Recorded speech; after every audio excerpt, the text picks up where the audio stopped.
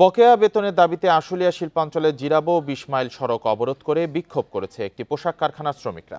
এর জেরে ওই সড়কে যান চলাচল বন্ধ রয়েছে। আন্দোলনকারীরা জানান, এখন পর্যন্ত জানুয়ারি মাসের বেতন পায়নি সেইন অ্যাপারেলস কারখানার শ্রমিকেরা। এর মধ্যে সকালে কাজে যোগ দিতে এসে জানা যায় আগামী কয়েক দিনের জন্য কারখানায় ছুটি ঘোষণা করেছে কর্তৃপক্ষ।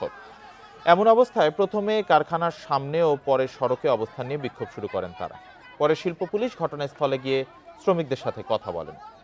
সমস্যা সমাধানে কারখানা কর্তৃপক্ষের আলোচনা চলছে বলে জানিয়েছে পুলিশ।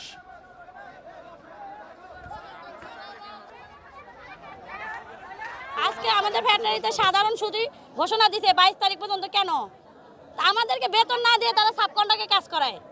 তারা সাবকন্ট্রাক্টের বেতন দেয়, অথচ আমাদের বেতন দেয় না। আমাদের 6 থেকে 10 তারিখের ভিতরে বেতন দেওয়ার কথা ছিল, তারা আজকে 16 তারিখ এখনো বেতন দেয় না, যার জন্য আমরা রাজপথে নামছি।